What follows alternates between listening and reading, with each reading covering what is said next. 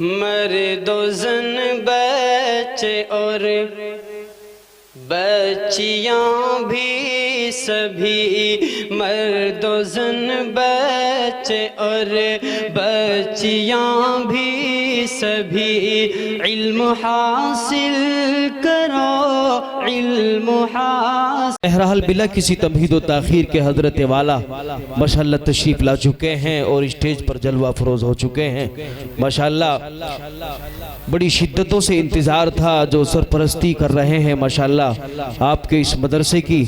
اور خصوصاً جو صاحبزادہ محترم ہوتے ہیں حضرت مولانا محمد مصطفیٰ صاحب نور اللہ مرقدہ، حضرت والا کے لیے خصوصاً دعا بھی کریں کہ پروردگار عالم والد محترم کے لیے خصوصاً کروڑ رحمت نازل فرمائے۔ ان کی قبر پر پروردگار عالم میں بڑے ہی ادب و احترام کے ساتھ حضرت سے درخواست گزار ہوں کہ حضرت والا مسنت خطابت پر دستر جی دستر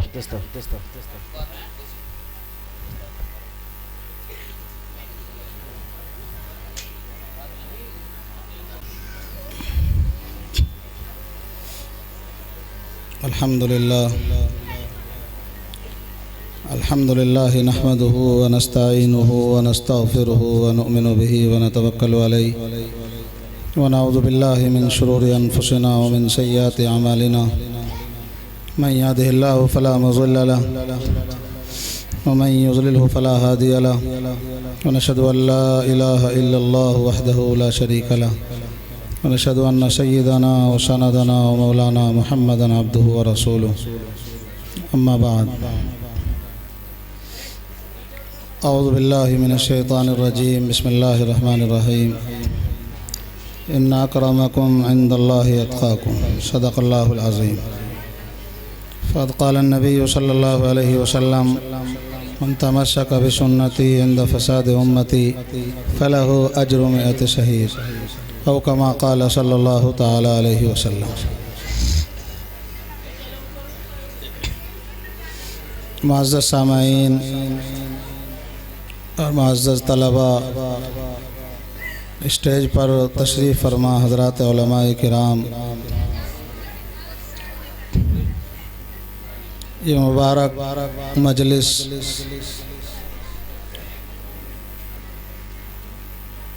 قرآن کریم کی نسبت پر ہم سب یہاں جمع ہیں۔ مدرسے کے یوں تو ہزاروں احسانات ہیں جنہیں ہم محسوس کریں یا نہ کریں، لیکن یہ بھی مدرسے کا بہت بڑا احسان ہے کہ سال بھر میں مدرسے کی نسبت پر، قرآن کی نسبت پر ہم سب لوگ جلسے میں مدرسے میں جمع ہو جاتے ہیں اور اپنے علماء سے، اپنے ان طلباء سے، ان مہمانان رسول سے ملاقات ہو جاتی ہے اور یہاں کچھ دیر بیٹھنے کا موقع ہمیں مل جاتا ہے۔ مدرسے کے روح رواں، مدرسے کے ذمہ دار و محترم حضرت مولانا ابرار صاحب دامت برکاتہم العالیہ، وہ یقیناً ہمارے بیچ کے اور ہمارے درمیان کے ایک عالم دین ہیں، لیکن الحمدللہ صرف یہی مدرسہ نہیں بلکہ پورے اس علاقے میں بہت سارے مدارس کی سرپرستی کر رہے ہیں،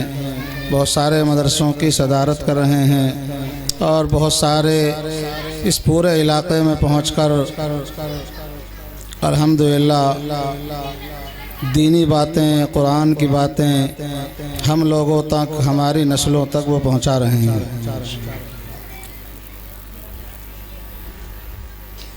جلسہ سال بھر میں آتا ہے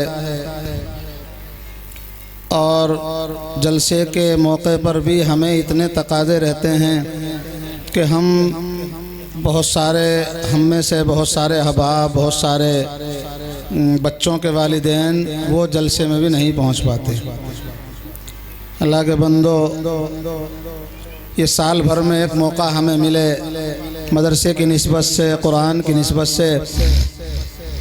اور پھر بھی ہم اپنے مدرسے میں جا کر، اپنے جلسے میں جا کر نہ بیٹھ سکیں، نہ وہاں وقت دے سکیں، تو پھر ہمیں بتاؤ ان مجلسوں سے اور ان علماء کی صحبتوں سے کیسے فائدہ ہوگا جب ہم جائیں گے نہیں؟ بہت سارے لوگ یوں کہہ دیتے ہیں جی مائک کی آواز پہنچ رہی ہے، اپنے گھر میں اپنی بیٹھک میں بیٹھ کر ہم تو جلسے کو سن رہے ہیں۔ تو اگر گھر پہ بیٹھ کر جلسے کو سننا تھا اور گھر پہ بیٹھ کر اپنے ان علماء کو سننا تھا تو پھر تو موبائل کیا کچھ کم پڑ گئے تھے، موبائلوں میں تقریریں موجود تھی۔ ہمارے بھائی محمد ثاقب ماشاءاللہ سال بھر ہو جاتا ہے، درمیان میں ملاقات نہیں ہوتی لیکن سال بھر کے بعد جلسوں میں ماشاءاللہ ان سے ملاقات ہو جاتی ہے۔ اور اصل میں بہت سارے لوگ کہہ دیتے ہیں کہ یہ ویڈیوگرافی یہ غیر مناسب ہے، اس کی اجازت نہیں ہے، لیکن یہ اس معنی کر کچھ ضروری ہے کہ ہمارے جلسوں میں چونکہ ہمارے درمیان میں جو برائیاں ہیں، ہمارے معاشرے میں جو کمزوریاں ہیں، اس تعلق سے اس نسبت سے بچوں کی بیداری کے لیے، قرآن کی تعلیم کے لیے، اشاعت قرآن کے لیے بہت ساری باتیں علماء کی ہمارے سامنے جلسوں کی نسبت سے آتی ہیں۔ تو چونکہ بہت سارے اصلاحی بیان، بہت سارے دوسرے موضوعات پر چونکہ بیان ہمارے جلسوں میں ہوتے ہیں تو ان کو ریکارڈ کر لیا جاتا ہے تاکہ وہ ہم تک پہنچ جائیں اور ہم پھر ان کو سن سکیں۔ اور دوسری بات یہ بھی ہے کہ چونکہ حالات اس طرح کے ہیں، ماحول اس طرح کا بنا ہوا ہے، بہت سارے لوگ خود ہی ہم ہی آپس میں ایک دوسرے کی شکایتوں پر تلے ہوئے ہیں۔ بہت سارے لوگ ایک دوسرے کی شکایت کرتے ہیں کہ جلسے میں یہ ہو رہا تھا، اس طرح کی باتیں ہو رہی تھی، تو کم سے کم ساری چیزیں ریکارڈ شدہ ہیں تو اس سے ساری باتیں وہ ظاہر ہو جاتی ہیں، کوئی بات اس طرح کی نہیں۔ ان جلسوں میں میرے بھائیوں ہمیں بیدار کرنے کے لیے اور ہمیں متوجہ کرنے کے لیے، ہمارے اندر جو رسومات، جو برائیاں، جو خرافات پھیلی ہوئی ہیں ان کو دور کرنے کے لیے یہ علماء آ کر ہمیں بتاتے ہیں، سناتے ہیں اور قرآن و حدیث کی روشنی میں ہمیں سمجھاتے ہیں۔ تو یہ ریکارڈ کر کے ہم تک موبائلوں تک یہ سب کچھ پہنچ جاتا ہے، لیکن جو ثواب اور جو برکتیں ان مجلسوں کی حاضری پر ہمیں ملنے والی ہیں اور ان مجلسوں میں پہنچ کر جو اللہ کی طرف سے انعامات ہمیں ملنے والے ہیں وہ گھر بیٹھ کر نہیں مل سکتے۔ اللہ کے بندو، یہ مجلس رسول ہے، آقا نامدار محمد الرسول اللہ صلی اللہ علیہ وسلم کی یہ مجلس ہے، روحانی مجلس ہے۔ اللہ اس کے رسول کا ذکر ہو رہا ہے، اللہ اس کے رسول کی باتیں کی جا رہی ہیں، اور پھر ان مجلسوں سے ہم محروم ہو جائیں، ان مجلسوں میں نہ پہنچیں تو یہ تو محرومی کا ذریعہ ہے۔ تو ہم یہ درخواست کرتے ہیں، بلکہ رات سے ہی حضرات ذمہ داران مدرسہ اور یہاں جو بھی آنے والے یہاں کرسی پر پہنچتے ہیں علماء کرام، وہ آپ حضرات کو مخاطب کر کے، آپ حضرات سے مخاطب ہو کر آپ حضرات کو بلاتے ہیں اور یہاں بیٹھنے کی ترغیب دیتے ہیں، یہاں آپ حضرات کو بلانے کی کوشش کرتے ہیں، لیکن ہم ہیں کہ سڑک پر گھومتے رہیں گے اور ادھر سے ادھر گزر کر جلسے کو دیکھ لیں گے، لیکن آنا اور یہاں بیٹھ کر وقت لگانا اس کو ہم مناسب نہیں سمجھ رہے ہیں۔ بتاؤ کیسا حال ہمارا ہو گیا اور کس طرح کی میرے بھائیو عادتیں ہم نے بنا لی ہیں ان مجلسوں کو۔ وہ وقت آپ حضرات کو یاد نہیں کہ جس زمانے میں دور دراز تک مدرسے نہیں ملتے تھے اور دور دراز تک علماء کی صحبتوں میں میرے بھائیو جانا اور ان میں بیٹھنا میسر نہیں ہوتا تھا، بہت دور دراز کا سفر کر کے کہیں جا کر جلسے ملتے تھے، کہیں جا کر ان کی تقریریں سننے کو ملتی تھی۔ تو ایک وقت وہ بھی تھا کہ لوگ لمبے لمبے سفر کر کے وہاں جاتے، جلسوں کو سنتے، اور آج چونکہ قریہ در قریہ، بستی در بستی اور شہر در شہر، بلکہ محلہ در محلہ مدرسے موجود ہیں، اللہ کے رسول کے گھر موجود ہیں، اور یکے بعد دیگرے ان میں جلسے ہو رہے ہیں اور علماء کی تقریریں، علماء کے وعظ و نصیحت ان میں ہو رہے ہیں، اور ہمیں میرے بھائیوں وہ ساری دین کی باتیں، قرآن و حدیث کی باتیں سنائی جا رہی ہیں، اور ایک ہم ہیں کہ اپنے کاموں میں لگے رہتے ہیں اور اپنے کاموں میں اپنا وقت صرف کرتے ہیں۔ اللہ کے بندو، یہ زندگی اللہ تبارک و تعالیٰ کی عطا کردہ بڑی نعمت ہے، اس کی قدر کریں اور اپنے مقصد اصلی پر غور کریں ہمارے دنیا میں آنے کا مقصد کیا ہے، اللہ نے ہمیں کیوں پیدا کیا۔ وما خلقت الجن والانس الا لیعبدون، ہمیں تو جناتوں کو اور انسانوں کو اللہ کی عبادت کے لیے پیدا کیا گیا ہے، اللہ کی عبادت کے لیے، اللہ نے اپنی عبادت کے لیے ہمیں پیدا کیا ہے۔ تو اللہ تبارک و تعالیٰ نے جس مقصد کے لیے ہمیں پیدا کیا وہ مقصد میرے بھائیوں مفقود ہے اور وہ ختم ہے، وہ نظر نہیں آ رہا ہے۔ کچھ ساتھی ہیں جو مسجدوں میں پہنچ گئے، نماز پڑھ لی، کچھ ساتھی ہیں وہ روزہ رکھ، رمضان المبارک کا مہینہ آیا تو روزے رکھ لیے۔ گھر میں بہت سارے افراد ہمارے موجود ہیں جو روزے نہیں رکھتے، بہت سارے ساتھی ہمارے موجود ہیں اس مجمع میں، اس جلسے میں بھی، جو مسجدوں میں نہیں پہنچتے، بس دنیا کی طرف بھاگ رہے ہیں۔ تو جب ہمارے دنیا میں آنے کا مقصد یہ ہے کہ ہمیں اللہ نے اپنی عبادت کے لیے پیدا کیا، تو اب تو اور دوسرے کام ہمارے لیے یقیناً جائز نہیں ہونے چاہیے تھے۔ صرف عبادت ہی کی جاتی اور صرف مسجدوں میں رہا جاتا اور صرف ذکر و اذکار میں اور تسبیحات میں وقت گزارا جاتا، لیکن اللہ نے بڑا رحم فرمایا اور اپنا بڑا فضل فرمایا ہم کمزوروں پر کہ اللہ تبارک و تعالیٰ نے ہمیں تجارت کرنے والا بھی بنایا اور اپنے بچوں کے لیے رزق حلال تلاش کرنے والا اور رزق حلال کے لیے کوشش کرنے والا اللہ نے ہمیں بنا دیا۔ یہ سارے کام بھی اللہ تبارک و تعالیٰ کی طرف سے کہ جائز قرار دے دیے گئے، ورنہ تو جب پیدائش کا مقصد صرف عبادت تھا تو اور کوئی کام جائز نہیں ہونے چاہیے تھے، لیکن اللہ نے ہم کمزوروں پر بڑا رحم فرمایا۔ یہ جو ہم دوسرے کام کر رہے ہیں، تجارتیں کر رہے ہیں، کھیتیوں میں وقت صرف کر رہے ہیں اور ادھر ادھر بیٹھ کر جو ہم اپنے وقتوں کو اپنے رشتہ داروں میں اور اپنے دوست و احباب میں جا کر جو اپنا وقت صرف کر رہے ہیں، میرے بھائیوں یہ سارے کام بھی اللہ کی طرف سے جائز قرار دے دیے گئے۔ اور یہ کھانا اگر ہماری زندگی میں اتباع سنت ہے، نبی کا طریقہ موجود ہے، نبی کریم صلی اللہ علیہ وسلم کی باتیں اور آپ کی سیرت ہمارے درمیان میں موجود ہے اور نبی کریم صلی اللہ علیہ وسلم کے طور و طریق ہم نے اپنائے ہیں اور نبی کے طریقے پر اگر ہمارا عمل ہے تو پھر میرے بھائیوں یہ کھانا پینا، یہ تجارتیں اور یہ سارے کاروبار اور یہ اٹھنا بیٹھنا اور یہ کمانا اور سب و روز محنت کرنا اور کھیتوں میں اور ادھر ادھر جا کر محنت کرنا، مزدوری کرنا، یہ سب بھی میرے بھائیوں اللہ تبارک و تعالیٰ نے عبادت بنا دیا۔ اگر ہماری نیتیں صحیح ہیں، نیتیں اگر ہماری درست ہیں، اللہ تبارک و تعالیٰ کے جاری کردہ احکام اگر ہماری زندگی میں ہیں، نبی کا طور و طریق اگر ہماری زندگی میں موجود ہے تو میرے بھائیوں یہ کھانا پینا، یہ کھانا صبح شام جو ہم کھا رہے ہیں یہ بھی عبادت بن جاتا ہے۔ اگر صحیح نیت کے ساتھ آدمی کھا رہا ہے اور اپنے بچوں کا پیٹ بھرنے کے لیے کما رہا ہے، محنت کر رہا ہے تو یہ سب کچھ بھی عبادت بن جاتا ہے۔ کھانا جو صبح شام ہم کھاتے ہیں، اگر ہم لوگ نبی کریم صلی اللہ علیہ وسلم کے طریقے کو اپناتے ہوئے ہم اللہ کا نام لے کر بسم اللہ پڑھ کر ہاتھ دھو کر اور کھانا کھانے کے لیے بیٹھ جائیں اور کھانا کھانے کے بعد اللہ کا شکر ادا کر لیں تو میرے بھائیوں یہ کھانا بھی عبادت ہے، کھانا بھی عبادت ہے۔ اور یہ تجارتیں، یہ کاروبار جو ہم کر رہے ہیں جس کی وجہ سے ہمارے پاس وقت خالی نہیں ہے، ہم کہہ دیتے ہیں جی کھیت کے بہت سارے کام ہیں، تجارت کے بہت سارے کام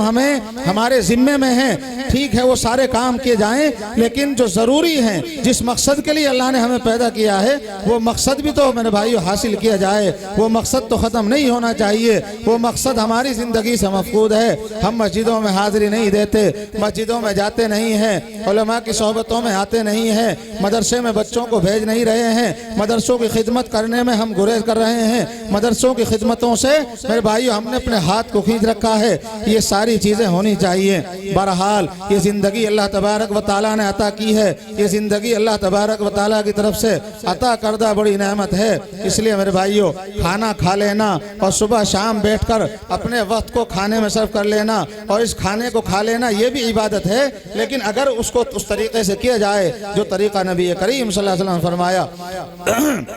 نبی کریم صلی اللہ علیہ وسلم فرمایا جو کھانا کھانے والا کھانا کھانے کے بعد اللہ کا شکر ادا کرے وہ بھی میرے بھائیو اللہ کا شکر ادا کرنے والا ہو، وہ اس درجے میں ہے جیسے روزہ رکھنے والا صبر کرتا ہے۔ روزہ رکھنے والا جیسے صبر کر رہا ہے، وہ کھانے پینے سے رکا ہوا ہے اور گناہوں سے بچ رہا ہے، اسی طرح کھانا کھانے والا بھی اگر کھانا کھانے کے بعد اللہ کا شکر ادا کرے اور کھانے کو اس طریقے پر کھائے جو طریقہ بتایا گیا، ہاتھ دھو کر اللہ کا نام لے کر اپنے دائیں ہاتھ سے کھانا کھائے، تو یہ کھانا کھانا بھی اللہ کی طرف سے عبادت بن جاتا ہے۔ تو بہرحال یہ زندگی اللہ تبارک و تعالیٰ نے عطا کی ہے، بہت ساری خرابیاں، بہت ساری برائیاں، بہت ساری رسوائیاں، بہت ساری خرافات، بہت ساری بدعات، رسومات ہم نے اپنے اندر داخل کر لی ہیں۔ ابھی رمضان المبارک کا مہینہ ان قریب آنے والا ہے، بڑے شوق کے ساتھ اور بڑی امنگ کے ساتھ اس کا استقبال کیا جانا چاہیے، اور اس کا میرے بھائیوں جتنا ہو سکے احترام کرنا چاہیے، جتنا ہو سکے اس مہینے میں عبادت ہونی چاہیے۔ نبی کریم صلی اللہ علیہ وسلم تو 2 مہینے پہلے چاند دیکھتے ہی دعا فرماتے تھے، اور کیا فرماتے تھے؟ اللہم بارک لنا فی رجب شعبان وبلغنا رمضان، اے اللہ ہمیں رجب اور شعبان کے مہینے میں برکت دے دے، اور ہمیں انہی برکتوں کے ساتھ اور اسی احترام کے ساتھ اور انہی برکتوں کے ساتھ اے اللہ تو ہمیں رمضان المبارک تک پہنچا دے۔ نبی کریم صلی اللہ علیہ وسلم تو یہ دعا فرماتے تھے 2 مہینے پہلے، اور بڑے شوق کے ساتھ اور بڑی اشتیاق کے ساتھ رمضان المبارک کا انتظار ہوتا، اور بڑی محبتوں کے ساتھ اس مبارک مہینے کا انتظار کیا جاتا۔ لیکن اب ہم ہیں کہ بس مبارک مہینے کا انتظار تو ہے اور اس کی تیاریاں کچھ نہیں ہے، بس وہ شب برات کا کچھ موقع آئے گا تو اس میں ہم کیا کر لیں گے؟ کھانا بنوا لیا، کھانا کھلا دیا، کسی نے مغرب کا انتظام کر دیا، کسی نے صبح کا انتظام کر دیا، کسی نے ظہرانے کا انتظام کیا، کسی نے عصرانے کا انتظام کیا، کسی نے عشاء کا انتظام کیا، اور جلسے ہوئے، تقریریں ہوئی، اور کھایا پیا، دیگیں اتاری گئی، اور بس یہ ختم ہو گیا۔ میرے بھائی یہ ساری یہ رسومات جو ہم نے اپنے اندر داخل کی ہیں، کہیں ایسا نہ ہو، بہرحال ایک شوق ہے، ایک امنگ ہے اور ایک اشتیاق ہے اس مبارک مہینے کے انتظار کا ہمیں، لیکن کہیں ایسا نہ ہو کہ صرف یہ شوق تک رہ جائے، کہیں ایسا نہ ہو کہ اس کے استقبال میں ہم سے کچھ کمزوری ہو جائے اور یہ صرف رسومات تک اور بدعات تک رہ جائے، کہیں ایسا نہ ہو کہ آنے والے وقت میں یہ ساری چیزیں رسم بن جائیں اور یہ بدعاتیں بن جائیں۔ مبارک مہینے کا انتظار کریں، اور اس کی تیاری وہ تو ابھی سے ہونی چاہیے۔ اگر ابھی سے تیاری نہیں ہوگی تو کب تیاری کی جائے گی؟ کب اشتیاق ہمیں ہوگا اس مبارک مہینے کا؟ کب ہم انتظار کریں گے اور اس مبارک مہینے کے پہنچنے تک کا؟ اس سے میرے بھائیوں، تمام عزیزوں اور تمام دوستوں، تمام بزرگان دین یہاں موجود ہیں، تمام بڑے چھوٹے موجود ہیں، اپنی زندگی کا محاسبہ کریں، اپنے اندر غور و فکر کریں اور اپنا محاسبہ کریں اور غور و فکر کریں، دیکھیں کیا کمزوریاں ہیں، کیا برائیاں ہیں اور کتنی اچھائیاں ہیں، کتنا ہم نیک کام کر رہے ہیں، کتنے اچھے کام کر رہے ہیں، کتنا تقوی زندگی میں آیا ہے، کتنی پرہیزگاری آئی ہے، کتنا گناہوں سے بچنے والے ہم بنے ہیں، کتنا ہم گناہوں سے رک رہے ہیں، کتنا گناہوں سے اجتناب کیا جا رہا ہے۔ اس پر غور و فکر ہونی چاہیے، اپنا محاسبہ کیا جانا چاہیے، اپنے اندر میرے بھائیوں ہر طرف سے غور و فکر کرنی چاہیے، کتنی کمزوری ہمارے اندر ہے اور کتنی خرابیاں ہمارے اندر پیدا ہو گئی ہیں۔ آج ساری رسومات ہمارے اندر جنم لے رہی ہیں۔ آقا نامدار محمد الرسول اللہ صلی اللہ علیہ وسلم جن رسومات کو ختم کرنے کے لیے، جن خرافات کو ختم کرنے کے لیے، جن بدعاتوں کو ختم کرنے کے لیے تشریف لائے تھے، آپ صلی اللہ علیہ وسلم کا دنیا میں وجود ہوا تھا، آج میرے بھائیوں ہمارے اندر وہ ساری برائیاں اور ساری رسوائیاں اور ساری بدعاتیں اور ساری خرافاتیں وہ سب جنم لے رہی ہیں۔ اس لیے میرے بھائیوں کمزور ہم ہیں، کمزوری کا شکار ہیں، ہم کمزور ناتواں ہیں، لیکن اس کا مطلب یہ نہیں کہ سارا وقت ہمارا برائیوں میں گزر جائے، سارا وقت ہمارا دین سے دوری میں گزر جائے، سارا وقت ہمارا نمازوں سے دور رہ کر گزر جائے، نمازیں نہ ہو، تقوی طہارت نہ ہو، تواضع نہ ہو، عاجزی انکساری نہ ہو۔ ان نمازوں کا مقصد کیا ہے کہ یقیناً آدمی بندہ مومن اپنی تواضع کا، اپنی عاجزی کا، اپنی بندگی کا اظہار کرے، مسجدوں میں پہنچ کر اپنی تواضع کا میرے بھائیو اظہار کرے، اپنی عاجزی کا اور اپنی بندگی کا اظہار کرے۔ لیکن جب مسجدوں میں پہنچیں گے نہیں، مسجدوں کی حاضری نہیں ہوگی، مسجدوں میں نماز پڑھنے کے لیے جائیں گے نہیں، محسن پکارتا رہتا ہے، وہ بلاتا رہتا ہے، حی علی الصلاۃ حی علی الفلاح، آؤ نمازوں کی طرف، آؤ کامیابی کی طرف، لیکن ہم ہیں کہ سنا اور بس ادھر ادھر اپنا کام میں لگ گئے، ادھر ادھر ہو گئے، نمازوں کا خیال نہیں، تقوی طہارت کا خیال نہیں، گناہوں سے بچنے کا خیال نہیں۔ میرے بھائیو، قدم قدم پر ہم سے گناہ ہو رہے ہیں، قدم قدم پر ہم گناہوں میں اپنی زندگی صرف کر رہے ہیں، قدم قدم پر میرے بھائیو ہم گناہوں میں اپنی زندگی کو بسر کر رہے ہیں۔ ہم اپنا محاسبہ کریں، اپنے اندر غور و فکر کریں، تقوی طہارت اختیار کریں۔ کیسا تقوی؟ ایک طالب علم کا ایک واقعہ اس وقت ذہن میں آیا، ایک طالب علم کے تقوی کے تعلق سے ایک واقعہ میں پڑھ رہا تھا، شاید وہ واقعہ ذکر کر کے ہو سکتا ہے کہ ہمارے اندر بھی کچھ بیداری آ جائے، کچھ پرہیزگاری آ جائے، ہم بھی گناہوں سے بچنے والے بن جائیں۔ کیسا تقوی اللہ نے دیا تھا۔ یہ تقوی جو ہے، تقوی کہتے کسے ہیں؟ یہ تقوی کیا چیز ہے؟ آدمی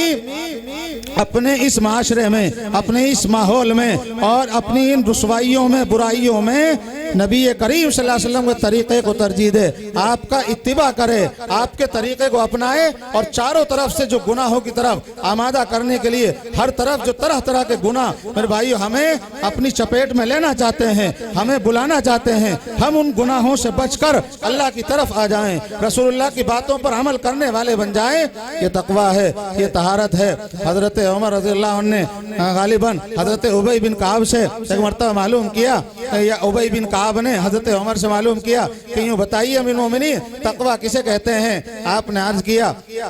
کہ تقوی کسے کہتے ہیں؟ انہوں نے معلوم کیا تو انہوں نے جواب میں دیا کہ تقوی اسے کہتے ہیں کہ ایک راستہ ہے، ایک راستہ جو ہے وہ گزر رہا ہے، چاروں طرف کانٹے ہیں اور چاروں طرف جو ہیں الجھنے ہیں اور چاروں طرف سے کانٹے بھرے پڑے ہیں، راستہ گزرنا مشکل ہے، بڑا دشوار راستہ ہے، لیکن آدمی وہاں سے گزرے اور اپنے دامن کو سمیٹ کر وہاں سے کیسے گزرے گا؟ اپنے دامن کو سمیٹ کر ہی تو گزرے گا، کانٹوں سے بچتا ہوا اور جھاڑیوں سے بچتا ہوا اپنے دامن کو سمیٹ کر جائے گا۔ یہ دنیا بھی کانٹوں بھری زندگی ہے، اس دنیا میں بھی طرح طرح کے گناہ پھیلے ہوئے ہیں، طرح طرح کی رسوائیاں پھیلی ہوئی ہیں، طرح طرح کی خرافات پھیلی ہوئی ہیں۔ آدمی بڑی یکسوئی کے ساتھ اور بڑے مخلصانہ انداز میں اپنے آپ کو اپنے دامن کو سکوڑ کر اتباع سنت کی طرف آئے، قرآن و حدیث پر عمل کرنے والا بن جائے، یہی تقوی ہے، یہی طہارت ہے۔ اور یہ میرے بھائی ضروری ہے، اس کے بغیر اللہ کے یہاں محترم نہیں بن سکتے ہیں۔ قرآن کریم میں اللہ نے فرمایا ان اکرمکم عند اللہ اتقاکم، تم میں سب سے محترم، تم میں سب سے مکرم اور تم میں سب سے پرہیزگار، اور اللہ کے نزدیک محترم وہ بندہ ہے جس کی زندگی میں پرہیزگاری ہے، جس کی زندگی میں تقوی ہے، جو گناہوں سے بچتا ہے، جو غلط کاموں سے بچتا ہے، جو بے حیائیوں سے بچتا ہے، جو اپنی زندگی کو اتباع سنت میں ڈھالتا ہے، نبی کے طریقے پر عمل کرتا ہے، نبی کے طریقے کو سامنے رکھتا ہے، قرآن و حدیث کے اصول و ضوابط کو اپنے سامنے رکھ کر زندگی گزار رہا ہے۔ میرے بھائیو، یہ تقوی ہے، یہ پرہیزگاری ہے۔ اللہ ہمیں بھی پرہیزگار بنا دے، اللہ ہمیں بھی تقوی طہارت میسر فرما دے۔ یقیناً جس کی زندگی میں پرہیزگاری نہیں، وہ یقیناً محترم نہیں ہو سکتا ہے۔ کسی کو کسی پر کوئی فضیلت نہیں ہے، کسی کو کسی پر کوئی فوقیت نہیں ہے، کسی کالے کو کسی گورے پر، کسی عربی کو کسی عجمی پر، کسی مالدار کو کسی غریب پر، کسی فقیر کو کسی امیر پر، کسی کو کسی پر کوئی فوقیت نہیں، کوئی کسی سے بلند و بالا نہیں ہے۔ اگر اللہ کے نزدیک کوئی محترم ہے تو وہ ہے جس کی زندگی میں پرہیزگاری ہے، جس کی زندگی میں تقوی ہے۔ ایک طالب علم کا تقوی کے تعلق سے ایک واقعہ لکھا ہے۔ ایک طالب علم کسی مسجد میں امامت کرتا تھا، علم کا طالب، علم سیکھنے والا، علم دین حاصل کرنے والا، قرآن پڑھنے والا، قرآن سیکھنے والا، قرآن سے محبت کرنے والا۔ یہ طالب علم جو ہوتے ہیں انہیں قرآن سے، علم دین سے، قرآن سے، اللہ کے کلام سے، اللہ کے رسول کی احادیث سے، نبی کریم صلی اللہ علیہ وسلم کی تعلیمات سے انہیں چونکہ محبت ہوتی ہے۔ اگر محبت نہ ہوتی تو پھر کیوں یہاں اس میدان میں آتے؟ اگر انہیں عشق نہ ہوتا تو کیوں قرآن پڑھنے کے لیے مدرسے میں آتے؟ اللہ نے اس جماعت کا انتخاب کیا قرآن کے لیے، اللہ اللہ نے اس جماعت کا انتخاب کیا اپنے دین کے لیے، اللہ نے اس جماعت کا انتخاب کیا قرآن پڑھنے کے لیے، دینی تعلیم حاصل کرنے کے لیے، رسول اللہ کی تعلیمات کو اپنے سینوں میں بسانے کے لیے اللہ نے اس جماعت کا انتخاب فرمایا۔ یہ سب سے مبارک، مقدس اور محترم جماعت ہے۔ ایک طالب علم، علم حاصل کرنے والا، علم دین سیکھنے والا، وہ مسجد میں امامت کرا رہا تھا، مسجد میں نماز پڑھاتا تھا، وہاں حالات کچھ بدل گئے، حالات خراب ہو گئے، ماحول کچھ تبدیل ہو گیا۔ اب اصل میں پتہ نہیں چلتا ہے کب کیا حالات آ جائیں، کب کیا ماحول بن جائے، کس طرح کے حالات پیدا ہو جائیں، کس طرح کے حالات کس وقت میں کہاں بن جائیں، یہ کچھ پتہ نہیں چلتا ہے۔ ابھی گھر کا ماحول صحیح ہے، گھر کے حالات اچھے ہیں، بھائیوں میں آپس میں پیار ہے، خاندانوں میں پیار ہے، آپس میں محبتیں ہیں، آپس میں تعلقات ہے، آپس میں ایک دوسرے سے میرے بھائی محبتیں اس کا اظہار بھی کر رہے ہیں اور دلوں میں محبت بسی پڑی ہے۔ لیکن ذرا سی دیر میں ایک دوسرے کی شان میں کوئی گستاخی ہو جائے، ایک دوسرے کی شان میں کوئی زبان سے غلط بات نکل جائے، کچھ غلط کلمات ایک دوسرے کی شان میں نکل جائیں، ایک دوسرے کے ساتھ کوئی تعلق ذرا سی دیر میں خراب ہو جائے تو حالات خراب ہو جاتے ہیں کہ نہیں ہو جاتے؟ آپس میں لڑائیاں ہو جاتی ہیں، ماحول خراب ہو جاتا ہے۔ گھر میں میرے بھائیوں، وہ بھائی جو کبھی ایک دوسرے سے جدا نہیں ہو سکتے تھے، ایک دوسرے سے دوری نہیں بنا سکتے تھے، ایک باپ سے ایک میرے بھائی ایک ماں سے پیدا ہوئے اور ایک گھر میں رہنے والے، ایک ساتھ کھانے والے، ایک دسترخوان پر رہنے والے، ایک گھر میں وقت صرف کرنے والے، لیکن کوئی بات آپس میں ہو جاتی ہے تو دوریاں ہو جاتی ہیں اور ماحول ذرا سا تبدیل ہو جاتا ہے، حالات خراب ہو جاتے ہیں، ایک دوسرے کے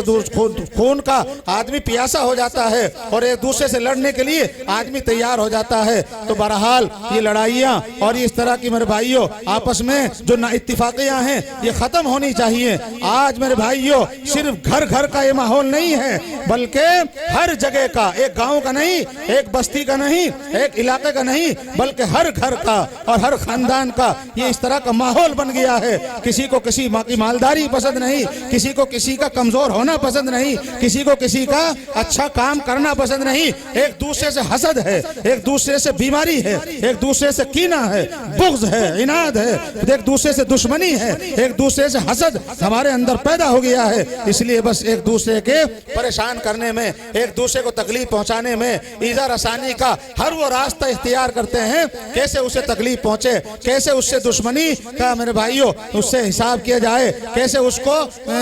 غلط چیزوں میں ڈالا جائے، کیسے اس کو پھنسایا جائے، کیسے اس کے ساتھ میرے بھائی جھگڑا کیا جائے۔ بس یہ اس طرح سے ذہن چلتا ہے اور یہ سب کچھ ہو رہا ہے۔ گھر میں نا اتفاقی ہے، خاندانوں میں نا اتفاقیاں ہیں اور میرے بھائیوں گاؤں میں نا اتفاقیاں ہیں۔ ارے اللہ کے بندو، کیا اس دنیا میں ہم ساری زندگی رہنے کے لیے اور قیامت تک کے لیے آئے ہیں؟ کیا اس دنیا کے ہم ٹھیکیدار ہیں کہ سب کچھ کر کے ہم جائیں گے؟ میرے بھائیوں لڑائی جھگڑے ختم کر کے اور نا اتفاقیاں ختم کر کے آپس میں محبتیں پیدا کی جائیں۔ آقا نامدار محمد الرسول اللہ صلی اللہ علیہ وسلم نے محبت کا پیغام دیا، آپس میں میرے بھائی اتفاق کا پیغام دیا۔ ہم ایک دوسرے کو محبت کا پیغام دیں، محبت ایک دوسرے سے کریں، نہ اتفاقی نہ ہو، دشمنیاں نہ ہو، ایک دوسرے سے کوئی حسد نہ ہو، ایک دوسرے سے کوئی بیماری نہ ہو۔ یہ حسد جو ہے نا، حسد ایک دوسرے سے، یہ اتنی بڑی بیماری ہے۔ حضرت علامہ رحمت اللہ علیہ تو یوں فرمایا کرتے تھے کہ اگر کچھ دو چار حاسدین مل جائیں تو اس میں بھی اللہ کا شکر ادا کرنا چاہیے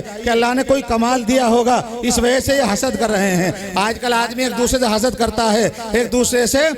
کینہ ہے، ایک دوسرے سے بغض ہے، ایک دوسرے سے دشمنی ہے، تو اسی میں بس وقت صرف ہو رہا ہے۔ حضرت علامہ رحمت اللہ علیہ اس انداز سے سمجھاتے، اس انداز سے تربیت فرماتے تھے کہ اگر بھائی کچھ دو چار حاسدین مل جائیں تو اللہ کا شکر ادا کرو کہ اللہ نے کوئی کمال دیا ہوگا، اس وجہ سے یہ حسد کر رہے ہیں، اس وجہ سے یہ جل رہے ہیں، تو اس پر بھی اللہ کا شکر ادا کرو۔ اس انداز سے تربیت فرماتے۔ بہرحال حسد جو ہے یہ ایک ایسی بیماری ہے، یہ ایک ایسی میرے بھائیوں ایک ایسی تکلیف دہ بیماری ہے جس میں آدمی ہر وقت ہر لمحہ پریشان ہے، وہ اسی میں الجھا ہوا ہے، اسی میں پریشان ہے، اسی میں گھرا ہوا ہے۔ ایسا ہوتا ہے کہ نہیں ہوتا ہے؟ وہ اسی میں ذہن سارا الجھا ہوا ہے، حسد میں، بیماریوں میں۔ بہرحال نا اتفاقیاں نہ ہو اور میرے بھائی دشواریاں نہ ہو، ایک دوسرے سے محبت ہو، ایک دوسرے سے قرب ہو، ایک دوسرے کا خیال کیا جائے، ایک دوسرے سے محبت کی جائے، ایک دوسرے کو محبت کا پیغام دیا جائے تو حالات کچھ بدلے، حالات کچھ خراب ہو گئے، حالات کا پتہ نہیں چلتا، ماحول اس قدر تبدیل ہوا، چاروں طرف لڑائیاں شروع ہو گئی، چاروں طرف حالات کچھ بدل گئے، ماحول بہت خراب ہو گیا۔ ایک بیچاری ایک عورت وہاں اس وقت بازار میں وہاں آئی ہوئی تھی، کہیں ادھر ادھر سے بیچاری سفر کر کے آئی ہوگی کچھ سامان خریدنے کے لیے، کچھ اپنی ضرورتوں کو پورا کرنے کے لیے۔ جب حالات دیکھے اور ماحول دیکھا کہ اس قدر ماحول خراب ہو گیا ہے، گھر پر پہنچنا مشکل ہو جائے گا، گھر پر جانا آسان نہیں ہے، تو اس عورت نے مسجد میں قیام کا ارادہ کر لیا کہ میں اس مسجد میں پہنچ کر، اس گھر میں پہنچ کر، اس مسجد میں پہنچ کر قیام کر لوں۔ رات گزر جائے گی، دن ہوگا اور روشنی ہو جائے گی اور دن کا اجالا ہوگا، تو میں اس وقت میں اس مسجد سے نکل کر اپنے گھر میں پہنچ جاؤں گی۔ تو رات کا وقت تھا، اندھیرا چاروں طرف پھیلا ہوا تھا، ماحول خراب ہوا، حالات تبدیل ہوئے، آپس میں کچھ انتشار کچھ کسی طرح سے پھیلا اور حالات اتنے بگڑے کہ اس عورت نے اس مسجد میں قیام کا ارادہ کر لیا۔ مسجد کے دروازے میں دستک دی اور مسجد کا دروازہ کھولا گیا۔ مسجد میں دیکھا کہ ایک وہاں طالب علم ہے، ایک پڑھنے والا ہے، ایک وہاں امام موجود ہے، بس وہی تھا وہاں طالب علم، وہی بیچارہ امامت کراتا تھا اور وہی وہاں نماز پڑھاتا تھا۔ اس نے دروازہ کھولا اور دروازہ کھولنے کے بعد اس نے معلوم کیا، جی فرمائیے یہاں کیا چاہتی ہیں آپ، کس غرض سے یہاں آئی ہیں؟ تو اس عورت نے یوں کہا کہ حالات بگڑ گئے ہیں، آپ کو تو معلوم ہے چاروں طرف جو ہیں حالات خراب ہوئے، حالات بگڑے ہوئے ہیں، رات کا اندھیرا ہے، اب مجھے اپنی عزت کا خیال آیا اور اپنے بچوں کا خیال آیا کہ کہیں ایسا نہ ہو کہ اس اندھیرے میں اور اس ماحول میں نکلوں اور مجھے کچھ پریشانی لاحق ہو جائے۔ میں نے رات کے قیام کا ارادہ اس مسجد میں کر لیا ہے۔ وہ طالب علم بیچارہ بڑا پریشان ہوا اور اس کا بھی خیال کر رہا ہے اور اندر سے بے چین بھی ہے، اندر سے پریشانی کا عالم یہ ہے کہ رات کا اندھیرا ہے، رات کی تنہائی ہے، رات کی یکسوئی ہے اور مسجد میں میرے علاوہ کوئی نہیں ہے، یہ عورت ہے اور میں ہوں، کہیں ایسا نہ ہو مجھ سے کوئی گناہ سرزد ہو جائے اور لوگ میرے بارے میں کیا گمان کریں گے، لوگوں کو معلوم ہوگا، لوگوں کو پتہ چلے گا، لوگوں کے علم میں بات آئے گی کہ ایک عورت مسجد میں پڑی ہوئی تھی، ایک عورت مسجد میں رات میں وہاں اپنی رات کو گزار رہی تھی، پتہ نہیں کیا ماحول بنا ہوگا، کس گناہ کے ارادے سے اس طالب علم نے، اس امام نے اس کو بلایا ہوگا۔ یہ تو ہمارا اس طرح کا مزاج بنا ہوا ہے نا، ہم میرے بھائیوں ذرا سا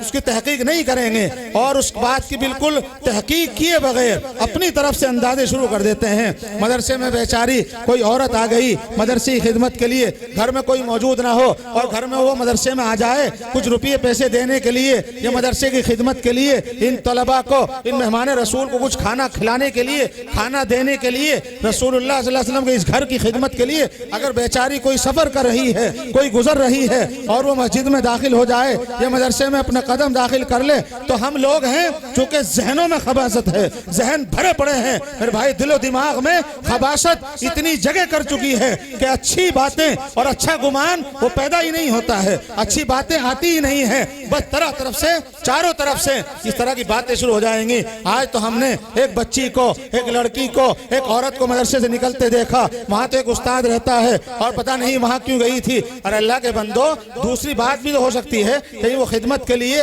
مدرسے کے تعاون کے لیے اور مدرسے کی حاضری کے لیے یا کوئی اور اپنی ضرورت پوری کرنے کے لیے، یعنی کسی بچے کو بلانے کے لیے یا بچوں کو دعوت دینے کے لیے، کچھ اور بھی تو غراض ہو سکتی ہیں، کچھ اور بھی مقصد ہو سکتا ہے، لیکن ہم ہیں کہ دل و دماغ میں خباثت اور خناس اس قدر بھرا پڑا ہے کہ بس ذرا سا ہم نے کہیں سے گھر سے نکلتے ہوئے کسی عورت کو دیکھا، کسی گھر سے نکلتے ہوئے کسی طالب علم کو دیکھا، کسی عالم دین کو دیکھا، بس برے خیالات وہ پیدا ہو جاتے ہیں اور ادھر ادھر کی باتیں شروع ہو جاتی ہیں۔ اللہ ہمارے دماغوں کی اور ہماری نسلوں کی اور ہم سبوں کے ذہنوں کی اللہ حفاظت فرمائے۔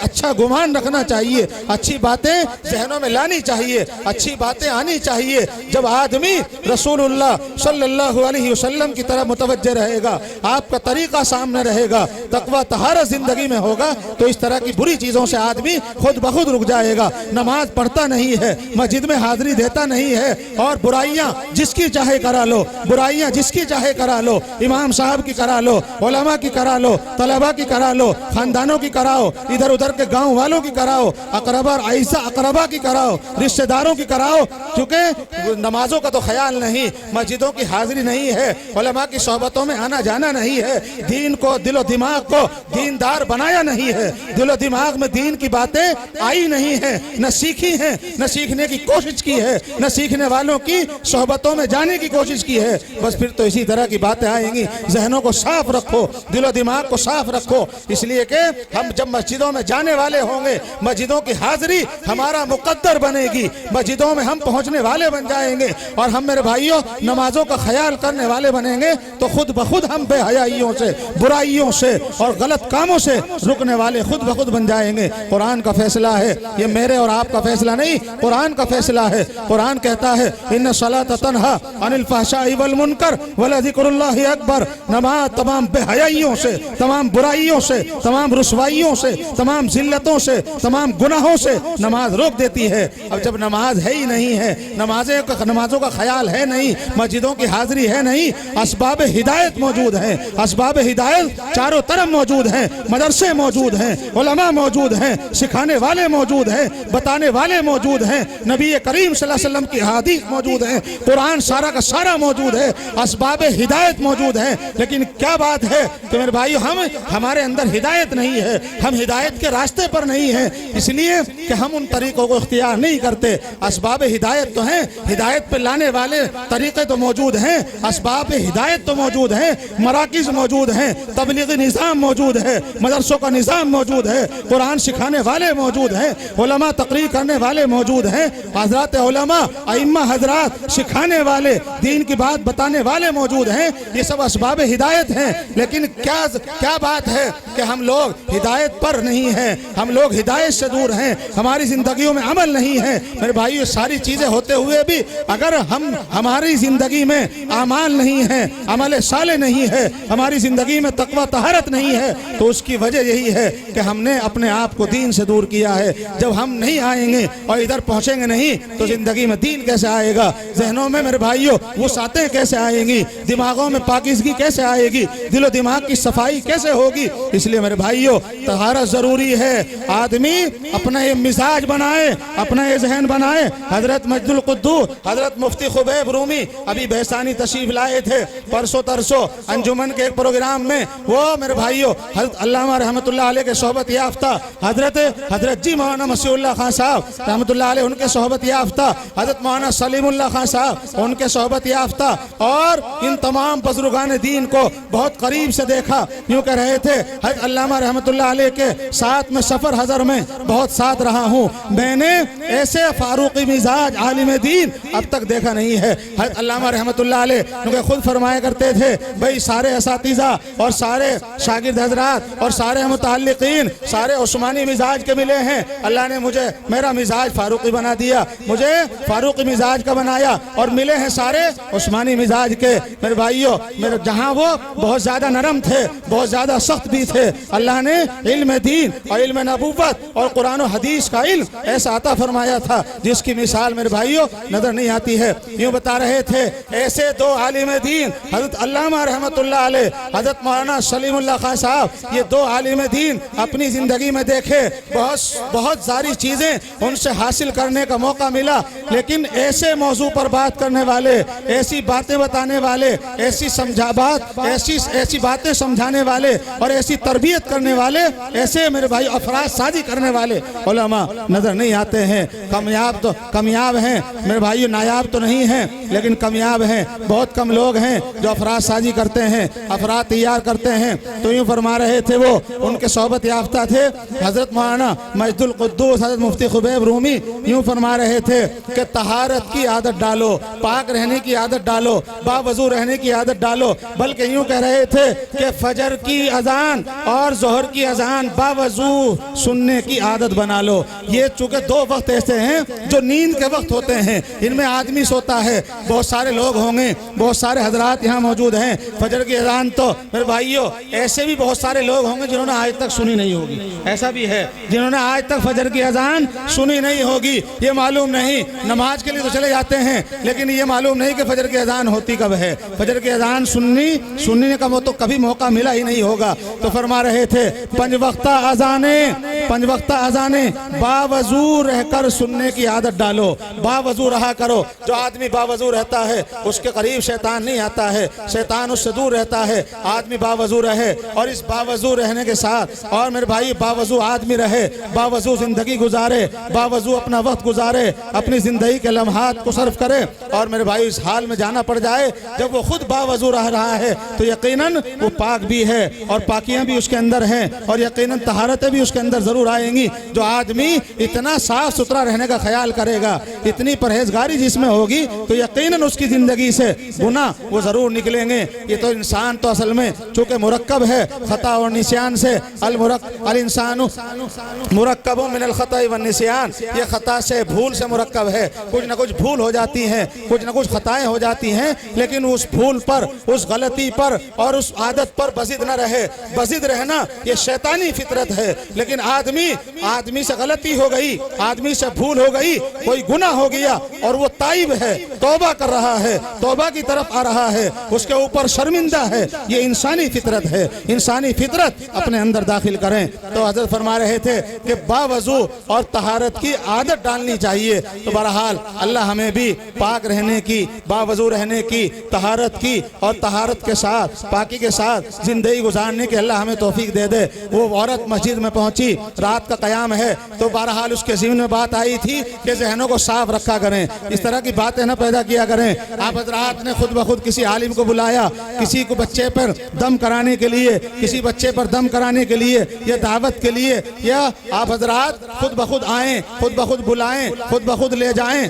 اور چھوڑ کر جائیں، یہ احترام میں داخل ہے۔ احترام یہ ہے کہ بچوں کی آپ نے اگر دعوت بھی کی ہے تو خود اپنے گھر سے قدم اٹھائیں ان مہمان رسول کو گھر پر لے جانے کے لیے۔ آپ حضرات ماحول اس طرح کا، مولانا ابرار صاحب مزاج اس طرح کا بنا ہے کہ اگر دعوت بھی کر دی گئی اور دعوت کر دی گئی اور وہ یاد نہ رہی اور وہ نہ پہنچ سکے، بس بدگمانی تو ہوگی، ادھر ادھر کی باتیں تو ہوں گی، ہم نے کہا تھا ہمارے گھر نہیں آئے، ہمارے گھر نہیں پہنچے۔ اللہ کے بندو، ہماری بھی کوئی ذمہ داری بنتی ہے، یہ مہمان رسول ہیں، وارثین انبیاء ہیں، ان کا احترام، یاد دہانی، ان کو ساتھ لانا، ساتھ لے جانا، یہ ہم سب کے لیے ضروری ہے۔ بے قدری نہ کریں، بے قدری ہوگی تو یہ میرے بھائیوں نعمتیں چھن جائیں گی۔ بے قدریوں سے اللہ ہماری حفاظت فرمائے۔ وہ طالب علم مسجد میں موجود ہے، اس عورت مسجد میں آرام کرنا چاہتی ہے، قیام کا ارادہ کیا ہے، بس اس بیچارے نے قرآن پڑھنا شروع کر دیا، ادھر کونے میں قرآن پڑھنا شروع کیا۔ وہ عورت اس مسجد میں وہ آرام کر رہی ہے، اسے ایک طرف اس نے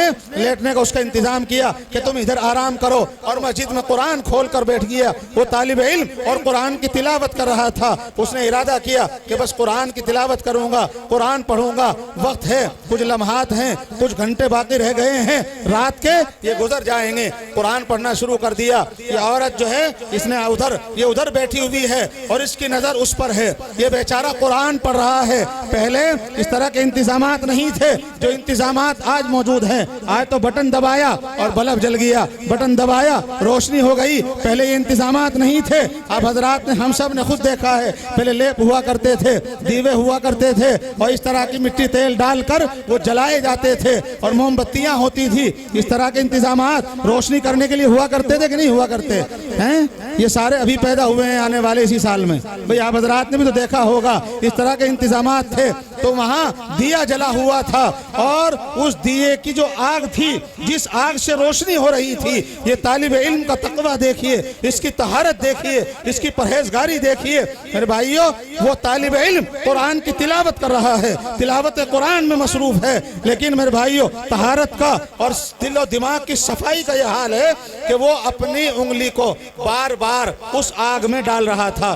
وہ عورت اس کو دیکھ رہی تھی، بس دیکھتی رہی اور بار بار دیکھتی رہی، وہ بھی نہیں سوئی، اس نے آرام نہیں کیا، اس کو بس دیکھتی رہی۔ وہ قرآن پڑھتا رہا، کچھ دیر کے بعد، کچھ وقت کے بعد، کچھ منٹوں کے بعد، کچھ گھنٹوں کے بعد وہ اپنی انگلی کو اس آگ میں ڈالتا اور پھر اس کو ہٹا لیتا، اس کو آگ میں ڈالتا اور پھر اس کو ہٹا لیتا۔ پوری رات یہ کام اس طالب علم نے کیا۔ بس یہ عورت اس بے چین ہو گئی، اس پہ رہا نہ گیا، اور اس کے ذہن میں بات آئی، عجیب بیوقوف آدمی ہے، عجیب بے عقل آدمی ہے، خود اپنے آپ کو اور اپنی جان جان کو اور اپنے ہاتھوں کو اور اپنے اس نفس کو خود آگ کے حوالے کر رہا ہے، خود اپنے آپ کو جلا رہا ہے۔ کیسا بے وقوف آدمی ہے، کیسا بے عقل آدمی ہے۔ جب رہا نہ گیا اور بے چین ہوئی تو قریب آئی اور آ کر معلوم کیا، اچھا طالب علم، اے علم کے طالب، اے امام صاحب، اچھا یوں تو بتاؤ کہ تم اپنی انگلی کو، اپنے جسم کو آگ کے کیوں حوالے کر رہے تھے؟ وہ اپنے آپ کو تم آگ میں پھونک رہے تھے۔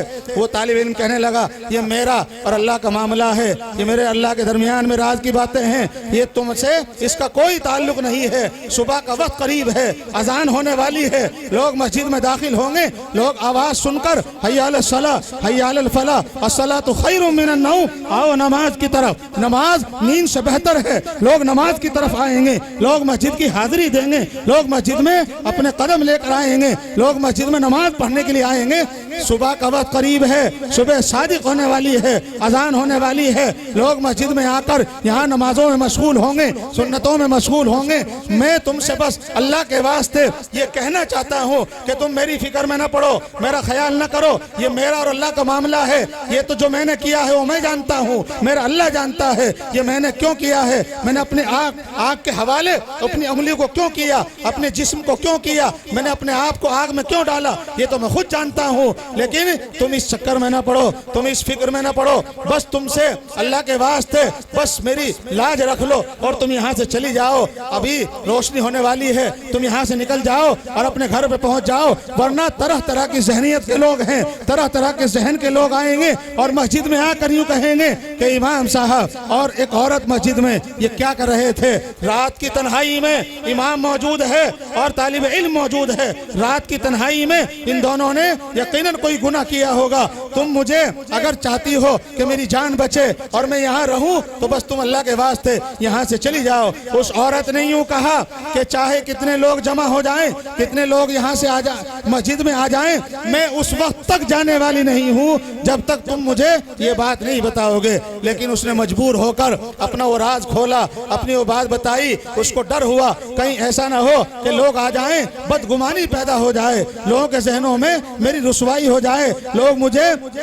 ذلیل کریں گے، لوگ یوں کہیں گے کہ اس نے اس عورت کو یہاں مسجد میں رات بھر رکھا۔ تو بس میں تمہیں بتا دیتا ہوں، اس عورت نے یوں کہا جب تک بتاؤ گے نہیں جب تک میں جانے والی نہیں ہوں۔ بس اس کو خیال آیا اپنی امامت کا، اس کو خیال آیا بیچارے کو اپنی نفاست کا اور وہاں مسجد کی حاضری کا اور مسجد میں رہنے کا۔ تو اس نے وہ راز بتایا، اس نے یوں کہا کہ دیکھو جب بھی میرا نفس مجھے گناہ کی طرف ابھارتا اور میرا نفس مجھے آمادہ کرتا گناہ کی طرف اور میرا ذہن مجھے آمادہ کرتا گناہ کی طرف کہ گناہ کر لیا جائے، کوئی دیکھنے والا نہیں ہے، یہاں رات کی تنہائی میں کون موجود ہے، گناہ کر لیا جائے، اپنی خواہشات کو پورا کر لیا جائے۔ جب بھی یہ نفس مجھے گناہ کی طرف ابھارتا میں اپنے آپ کو، اپنی انگلی کو آگ کے حوالے کرتا اور میں اپنے جسم سے، اپنے نفس سے، اپنے دل و دماغ سے، اپنے اس ذہن سے اس کو مخاطب کر کے یوں کہتا کہ دیکھ یہ دنیا کی آگ ہے، اگر تو اس تکلیف کو برداشت کر سکتا ہے گناہ کر کے، اگر تو اس تکلیف کو برداشت کر سکتا ہے تو اس سے خطرناک آگ وہاں کل قیامت کے دن وہاں جہنم کی آگ ہے، اس میں جلنا پڑے گا۔ پہلے دیکھ لے اپنے جسم سے، میں یوں کہتا دیکھ تو اسے برداشت کر سکتا ہے یا نہیں، اور میں اس لیے اپنے جسم کو، اپنی انگلی کو بار بار اس آگ کے حوالے کرتا، پھر نفس مجھے ابھارتا گناہ کی طرف، کوئی دیکھنے والا نہیں، لیکن خیال آتا کہ اللہ دیکھ رہا ہے، وہ علیم خبیر ہے، وہ سب کچھ جاننے والا ہے، وہ سارا علم اس کو ہے، اس کا علم ہر چیز کو محیط ہے، اس کا علم ہر چیز کو گھیرے ہوئے ہے، کوئی بات، کوئی چیز ایسی نہیں ہے، وہ کوئی بات ایسی دل و دماغ میں آتی نہیں ہے جو اللہ کے علم سے باہر ہو، کوئی چیز ایسی ہوتی نہیں ہے جو اللہ کے علم سے دور ہو جائے۔ اللہ کا علم ہر چیز کو محیط ہے، اللہ کا علم ہر چیز کو گھیرے ہوئے ہے، اللہ کے علم سے کوئی چیز باہر نہیں ہے۔ اس لیے میں اپنے آپ کو آگ کے حوالے کر رہا تھا، میں اپنے نفس سے بار بار یوں کہتا کہ تو برداشت کر سکتا ہے، اگر تو نے یہ گناہ کیا تو یہ پہلے تو اس آگ کو برداشت کر کے دیکھ لے، اگر برداشت کر سکتا ہے تو پھر اس آگ کو برداشت کر لینا۔ اس لیے میں اپنے جسم کو بار بار، اپنی انگلیوں کو اس آگ کے حوالے کر رہا تھا۔ یہ ہے تقوی، یہ ہے طہارت۔ آدمی کے سامنے میرے بھائیوں اللہ اور اللہ کے رسول کا طریقہ رہے، خوف خدا رہے، خوف آخرت رہے، یہ بات ذہن میں ہر وقت میرے بھائیوں مستحضر رہے کہ کل اللہ کے سامنے کھڑا ہونا ہے، کل اللہ کے سامنے حساب و کتاب دینا دینا ہے۔ میرے بھائیوں آج ہمارا حال یہ ہے کہ خوف آخرت بالکل نکل گیا۔ اللہ کے سامنے کھڑا ہونا ہے، حساب دینا ہے، حلال کمائی، حلال تجارت دور کی بات، میرے بھائیوں حرام کے پیچھے پڑے ہیں، حرام غذا لا رہے ہیں، حرام غذا حاصل کی جا رہی ہے، حرام لقمے داخل کیے جا رہے ہیں، حرام لقمے اندر پہنچائے جا رہے ہیں، ایک دوسرے کو ذلیل کیا جا رہا ہے، علماء کی رسوائیاں کی جا رہی ہیں، مدرسوں کے خلاف سازشیں رچی جا رہی ہیں، سارے حالات ہمارے ہیں، ساری برائیاں ہمارے اندر پیدا ہوئی ہیں، اور میرے بھائیوں بالکل بھی خوف آخرت اس خیال نہیں ہے۔ اللہ کے سامنے کھڑا ہونا ہے۔ حضرت نبی کریم صلی اللہ علیہ وسلم کا خوف آخرت کس قدر تھا۔ آج اللہ کی نعمتیں ہمارے درمیان میں اتنی ہیں، اتنی نعمتیں، بے شمار نعمتیں، اتنی نعمتیں جس کا تصور نہیں کر سکتے ہیں۔ وَإِن تَعُدُّوا نِعْمَتَ اللَّهِ لَا تُحْصُوهَا، اگر تم اللہ کی نعمتوں کو شمار کرنا چاہو، اگر تم اللہ کی نعمتوں کو گننا چاہو، اگر اللہ کی نعمتوں کا تم حساب لگانا چاہو تو تم حساب نہیں لگا سکتے ہو۔ اتنی نعمتیں اللہ کی، بے شمار نعمتیں، میرے بھائیو بے حساب نعمتیں اللہ تبارک و تعالیٰ کی طرف سے عطا کردہ ہمیں میسر ہیں، لیکن ہم ہیں کہ کھا رہے ہیں، پی رہے ہیں، سو رہے ہیں، غذاؤں کو استعمال کر رہے ہیں، صبح شام کھا رہے ہیں، اللہ کی نعمتوں سے فائدہ اٹھا رہے ہیں، لیکن کبھی خیال نہیں آتا ہے کہ آدمی گناہوں سے بچے، کبھی خیال نہیں آتا ہماری زندگی میں میرے بھائیو پرہیزگاری آ جائے، کبھی اس کا خیال نہیں آتا، کبھی اس کا تصور نہیں آتا۔ اللہ تبارک و تعالی ہماری زندگیوں میں تقوی طہارت پیدا فرما دے۔ حضرت نبی کریم صلی اللہ علیہ وسلم آپ سے بڑا صاحب علم، آپ سے بڑا صاحب تقوی و ورع، آپ سے بڑا رہبر و امام، آپ سے بڑا صاحب یقین و عرفان دنیا میں کوئی نہیں آیا ہے۔ میرے بھائیو ساری دنیا کی شجاعتیں، سخاوتیں وہ سب نبی کریم صلی اللہ علیہ وسلم کو اکٹھی کر کے دے دی گئی تھی۔ ساری نبیوں کی نبوتیں، ان کی دیانتیں، ان کی قیادتیں، ان کی ہدایتیں، ان کی شجاعتیں، ان کی سخاوتیں وہ سب نبی کریم صلی اللہ علیہ وسلم کو اکٹھا کر کے دے دی گئی تھی۔ ذہن میں آتا ہے کہ یہ تو چندہ کر کے نبی کریم صلی اللہ علیہ وسلم کو دیا گیا، نہیں، یوں سمجھیے جب آپ کا نور اجمالی طور پر اللہ کی ذات نے تخلیق فرمایا تو آپ کے اس نور اجمالی سے یہ تمام خیر تقسیم ہوئی۔ آدم کو آدمیت ملی، حضرت ابراہیم کو روح اللہ کا شرف ملا، حضرت موسیٰ کو کلیمی کا شرف ملا۔ وہ تمام خوبیاں جو ساری دنیا کے اندر تھی تفصیل سے ساری دنیا نے آپ کے اندر دیکھی ہیں۔ ساری نبیوں کی نبوتیں، شجاعتیں وہ سب نبی کریم صلی اللہ علیہ وسلم کو دی گئی تھی۔ اتنا بڑا صاحب علم، اتنا بڑا صاحب تقوی و ورع، اتنا بڑا رہبر و امام، اتنا بڑا صاحب یقین و عرفان، کس قدر خوف آخرت ہے۔ ایک مرتبہ بھوک لگی، گھر سے باہر نکلے، میں 2-4 منٹ میں ادھر آ رہا ہوں جدھر آپ بھی چاہتے ہیں، اور وہ ضروری بھی ہے، اس کا خیال کرنا ضروری ہے۔ میرے بھائیو حضرت علامہ رحمۃ اللہ علیہ فرمایا کرتے تھے کہ مدرسے کی ضرورت بن کر جلسوں میں جاؤ، جلسے کی ضرورت بن کر جلسے میں جاؤ۔ ہمارا حال یہ ہے کہ ہم جلسے کی ضرورت بن کر نہیں جاتے، اپنے تقاضے سامنے، یہاں کا تقاضا، وہاں کا تقاضا، یہ تقاضا، وہ تقاضا۔ اللہ کے بندو جب اتنے تقاضے تھے پھر آنے کی ضرورت کیا تھی؟ تقاضے تو ہیں، تقاضے رہیں گے، لیکن کم سے کم جس جلسے میں جا رہے ہو جلسے کی ضرورت بن کر، جلسے کا فائدہ بن کر جلسے میں جاؤ، تاکہ جلسے کچھ کام آ سکو، طلباء کے کچھ کام آ سکو، بچوں کے کچھ کام آ سکو۔ اللہ تبارک و تعالیٰ اس خدمت کو آنے جانے کو قبول کر لے۔ قبولیت بہت بڑی چیز ہے۔ تو حضرت نبی کریم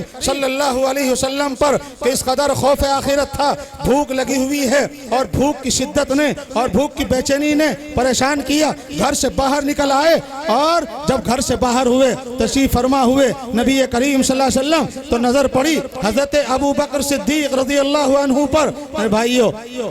جب نظر پڑی تو قریب آئے، ملاقات ہوئی، معلوم کیا نبی کریم صلی اللہ علیہ وسلم نے حضرت ابو بکر سے آج کیوں گھر سے باہر نکلے ہیں، کس لیے ادھر آئے تھے، کس غرض سے آئے تھے؟ تو عرض کیا یا رسول اللہ صلی اللہ علیہ وسلم، بھوک کی شدت نے بے چین کیا، بھوک نے پریشان کیا، اور بھوک کی بے چینی بڑھی اور شدت بھوک کی اس قدر بڑھی کہ گھر سے باہر نکل آیا کہ کچھ کھانے کا انتظام ہو جائے۔ دونوں ساتھی حضرت نبی کریم صلی اللہ علیہ وسلم، حضرت ابو بکر صدیق رضی اللہ عنہ ساتھ میں چلے، سفر کیا، سفر شروع کیا، کچھ قدم ہی چلے تھے، نظر پڑی حضرت عمر فاروق رضی اللہ عنہ پر۔ معلوم کیا اے عمر تم کس لیے آئے آئے ہو؟ حضرت عرض کیا یا رسول اللہ صلی اللہ علیہ وسلم بھوک کی بے چینی تھی، بھوک کی شدت پڑ رہی تھی، گھر سے باہر نکل آیا کچھ بھوک کا انتظام ہو جائے، کچھ کھانے کا انتظام ہو جائے، کچھ پیٹ کا بھرنے کا انتظام ہو جائے، اس لیے گھر سے باہر نکل آیا۔ بس تینوں ساتھی تینوں چل پڑے۔ حضرت نبی کریم صلی اللہ علیہ وسلم ہیں، حضرت ابو بکر صدیق رضی اللہ عنہ ہیں، حضرت عمر فاروق رضی اللہ عنہ ہیں، تینوں ساتھ مل کر چلے اور سفر شروع کیا۔ ایک صحابی ان کا باغ تھا، اس باغ میں تشریف لے گئے۔ اس باغ میں جب تشریف فرما ہوئے، نبی کریم صلی اللہ علیہ وسلم کی آمد جب اس باغ میں ہوئی، اس باغ کے مالک ایک صحابی تھے، وہ وہاں موجود نہیں تھے، ان کی اہلیہ محترمہ وہاں موجود تھی۔ جب نظر پڑی آقا نامدار محمد الرسول اللہ صلی اللہ علیہ وسلم پر تو میرے بھائیو خوشی کا ٹھکانہ نہ رہا۔ خوشی میں میرے بھائیو بے چین ہو گئی اور کچھ کھانے پینے کے انتظام میں لگ گئی، اور آپ صلی اللہ علیہ وسلم کو بٹھایا گیا، آپ تشریف فرما ہوئے، دسترخوان بچھایا گیا، کچھ وہاں پھل موجود تھے، کچھ اور چیزیں موجود تھی۔ نبی کریم صلی اللہ علیہ وسلم سامنے وہ ساری نعمتیں اور جو پھلوں کی شکل میں وہاں موجود تھی وہ سب نعمتیں، وہ سب پھل وغیرہ آپ کے سامنے رکھے گئے۔ اور اس کے بعد وہ صحابی جو تھے، جو اس وقت باغ میں موجود نہیں تھے، کہیں سفر پر گئے تھے، وہ واپس ہو رہے تھے، باغ کے قریب آئے، جب دیکھا نبی کریم صلی اللہ علیہ وسلم کو تو ان کی خوشی کا بھی ٹھکانہ نہ رہا، وہ بھی بے چین ہو گئے۔ خود نبی کریم صلی اللہ علیہ وسلم جس گھر پہ تشریف فرما ہو، جس باغ میں خود نبی کریم صلی اللہ علیہ وسلم چل کر آ جائیں تو میرے بھائیو پھر بھی کوئی ٹھکانہ خوشی کا رہے گا۔ خود میرے بھائیو پھر بھی اس سے زیادہ خوشی بھی کسی ایمان والے کے لیے ہو سکتی ہے۔ تو حضرت وہ جو صحابی تھے ان کی نظر پڑی نبی کریم صلی اللہ علیہ وسلم پر، بے چین ہو گئے، خوشی میں بے چین ہیں اور کھانے کا انتظام میں لگے، کھانے کے انتظام میں لگ گئے۔ بکری کو ذبح کیا اور اس کو بھونا اور بیوی سے کہا کہ روٹیاں تیار کرو۔ نبی کریم صلی اللہ علیہ وسلم کے سامنے اس دسترخوان پر وہ بکری کا گوشت لایا گیا اور روٹیاں پہنچائی گئی۔ وہ ساری نعمتیں، وہ سارے پیٹ بھرنے کے ساز و سامان دسترخوان پر موجود ہیں، لیکن خوف آخرت دیکھیے حضرت نبی کریم صلی اللہ علیہ وسلم کا۔ آج ہمارا حال کیا ہے؟ اتنی ساری نعمتیں کھا رہے ہیں، اتنی ساری نعمتوں سے فائدہ اٹھا رہے ہیں، لیکن میرے بھائیوں اللہ کا شکر تک ادا نہیں کرتے۔ خوف آخرت تو بہت دور کی بات ہے۔ یہ جو ساری نعمتیں میسر آئی ہیں، یہ جو ساری نعمتیں اللہ کی طرف سے ملی ہیں، اللہ کی عطا کردہ یہ انعامات کی بارش جو آج ہمارے گھروں پر ہو رہی ہے، ہمارے خاندانوں پر ہو رہی ہے، ان ساری نعمتوں کا حساب کل قیامت کے دن اللہ کو دینا ہے۔ نعمتوں سے فائدہ اٹھائیں، اللہ کا شکر بھی ادا نہ کریں، کم سے کم اللہ کا شکر ادا کر لینا چاہیے۔ نبی کریم صلی اللہ علیہ وسلم نے ارشاد فرمایا، کھانا کھا کر اللہ کی نعمتوں سے فائدہ اٹھا کر کھانا کھا کر شکر کرنے والا، الطائم الشاکر بمنزلۃ الصائم الصابر، کھانا کھا کر شکر کرنے والا وہ روزہ رکھنے والے کی طرح صبر کرنے والے کے درجے میں ہے۔ جیسا روزہ رکھنے والا صبر کرتا ہے اسی درجے میں یہ کھانا کھا کر شکر کرنے والا ہے۔ لیکن کہاں ہے شکر گزاری؟ کہاں ہے الحمدللہ؟ کہاں ہے سبحان اللہ؟ کون کہتا ہے سبحان اللہ؟ کہاں ہے الحمدللہ؟ اللہ کے بندو، یہ پانی جو صبح شام پی رہے ہیں، جس سے اپنی پیاس کو ختم کر رہے ہیں، جس سے اپنی پیاس کی شدت کو ختم کر رہے ہیں، یہ پانی بھی اللہ کی، یہ صرف پانی ہی اللہ کی اتنی بڑی نعمت ہے کہ میرے بھائیوں ہمیں پتہ چل جائے۔ حضرت سفیان ثوری سے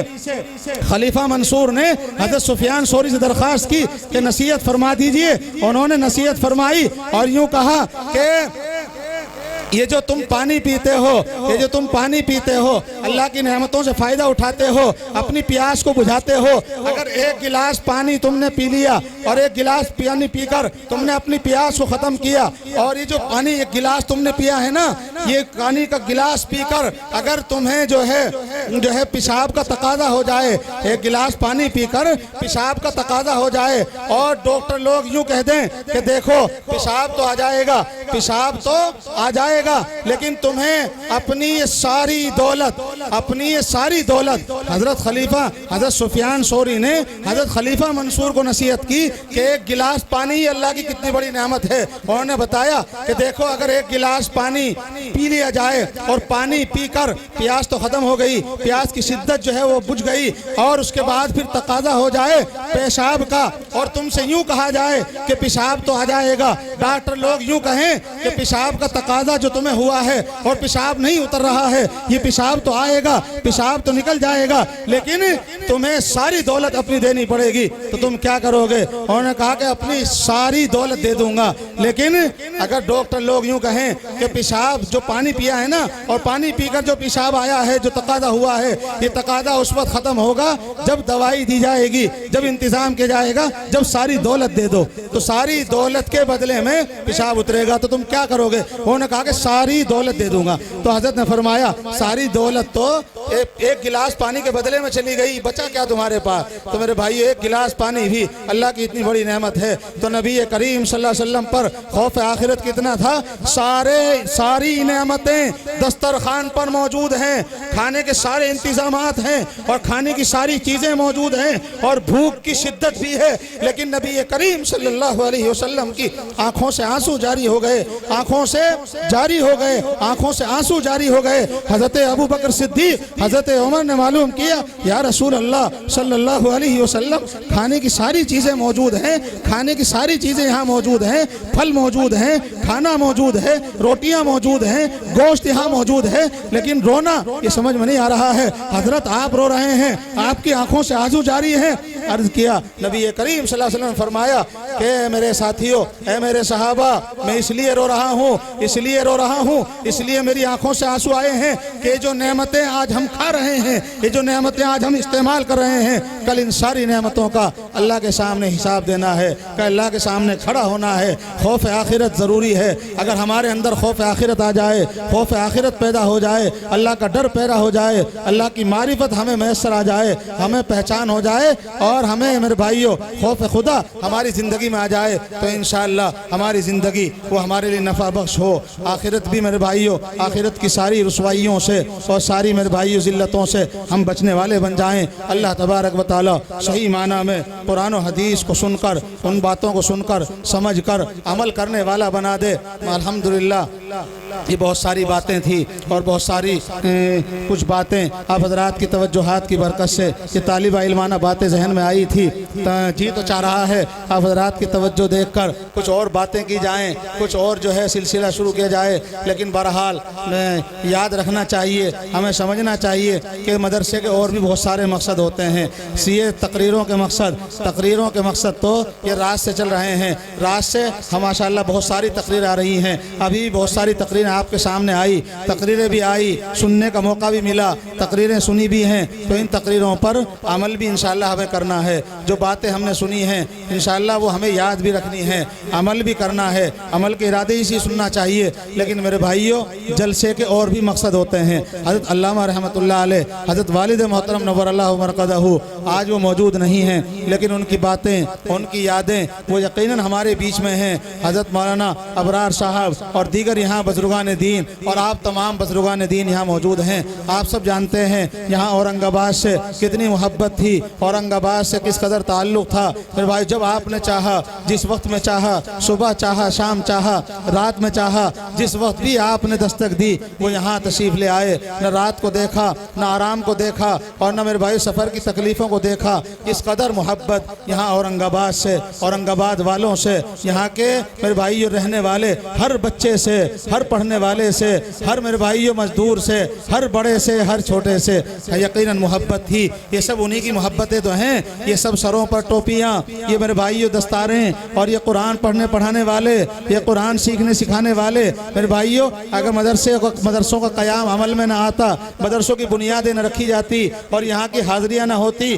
یہاں ہمیں بتایا سمجھایا نہ جاتا، اور میرے بھائیوں مدرسے وہ قائم نہ کیے جاتے، تو کہاں سے یہ بچے نظر آتے، کہاں سے قرآن سیکھنے والے نظر آتے؟ یہ سب حضرت علامہ رحمۃ اللہ علیہ نے محنت کی۔ میرے بھائی ان کی زندگی میں بس یہی تھا کہ نبی کی تعلیم کو مشرق سے لے کر مغرب تک، شمال سے لے کر جنوب تک، جہاں تک بھی ہم جائیں، جہاں تک بھی پہنچیں گے، جہاں تک بھی یہ قدم اٹھیں گے، بس دین کو پہنچانا ہے، دین کی باتوں کو پہنچانا ہے، قرآن کی باتوں کو پہنچانا ہے۔ اسی زندگی کے سفر میں، اسی دین کو پہنچاتے پہنچاتے، اسی قرآن کی تعلیم کو دیتے دیتے، اور میرے بھائی جلسوں میں جاتے جاتے اس دنیا سے رخصت ہو گئے۔ اللہ علامہ رحمۃ اللہ علیہ، حضرات اکابر، حضرت جی مولانا وسیع اللہ خان صاحب اور تمام اکابر میرے بھائی امت، یہ سب ہمارے جتنے بھی اکابر تھے سب دین کو پہنچاتے پہنچاتے، دین کی خدمت کرتے کرتے دنیا سے رخصت ہوئے ہیں۔ ہر وقت یہ دعا کرنی چاہیے، یہ دعا ہماری ہر نماز میں ہونی چاہیے کہ اللہ ہمیں دین کے لیے، دین کی خدمت کے لیے قبول کر لے۔ جس کو اللہ نے دین کے لیے قبول کیا، جس کو اللہ نے دین کی خدمت کے لیے قبول کیا، انشاءاللہ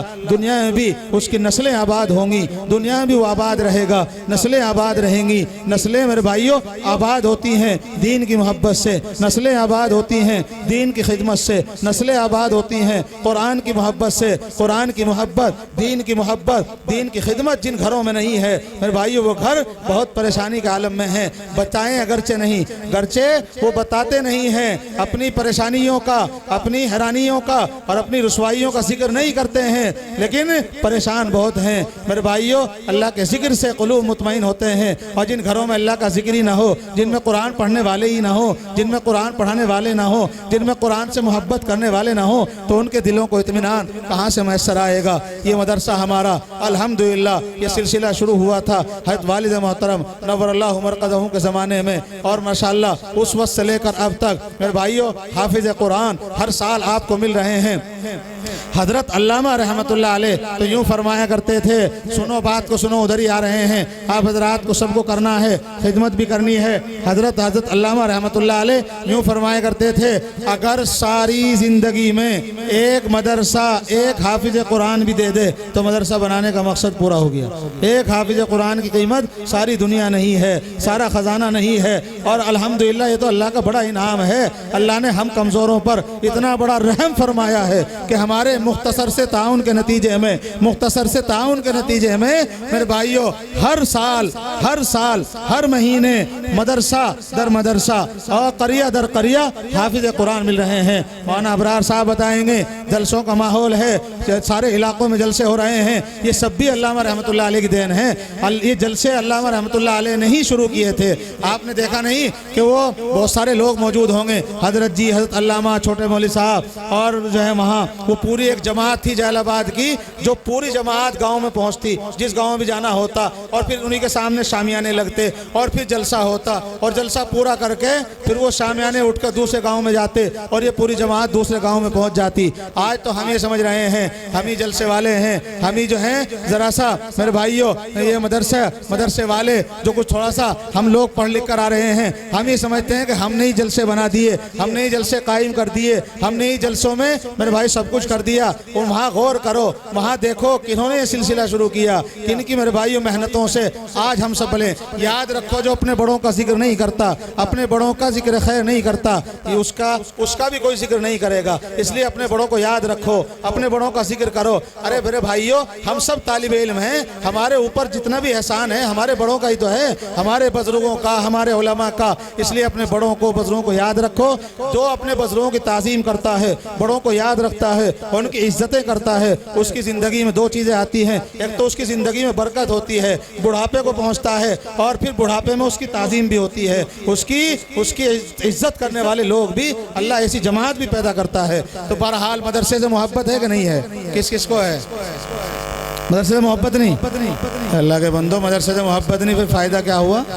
مدرسے سے محبت ہے کہ نہیں ہے؟ کس کو ہے؟ کوئی ہاتھ نیچے نہیں رہنا چاہیے، اللہ کے رسول کا یہ گھر ہے، سب ہاتھ اٹھا کر کہیں کہ ہمیں محبت ہے اپنے مدرسے سے۔ میرے بھائیوں، یہ مدرسے ہمارے ہیں، ایک ذہن میں بات بٹھا لینا، حالات آ رہے ہیں، حالات تبدیل ہیں، ماحول تبدیل ہے میرے بھائیوں، لیکن قرآن یوں کہتا ہے تم ہی سر بلند رہو گے، وانتم الاعلون ان کنتم مومنین، تم ہی سر بلند رہو گے اگر تم صحیح معنی میں مومن ہو، تم صحیح معنی میں مومن بنے رہنا، تم صحیح معنی میں ایمان کے تقاضوں پر عمل کرتے رہنا۔ میرے بھائیوں، مدرسے یقیناً یہ ہماری حفاظت گاہیں ہیں، مدرسوں کی برکت سے ہم محفوظ ہیں، نہ کہ ہماری برکت سے مدرسے محفوظ ہیں۔ ہم یہ سمجھتے ہیں کہ 10-20 ہزار روپے دے کر اللہ کے رسول کے گھر پر مدرسوں پر احسان کر دیا، ہمارا احسان نہیں، اللہ کا احسان ہے کہ اللہ نے قبول کر لیا، اللہ نے توفیق دے دی۔ کیا نام ہے بزرگ کا؟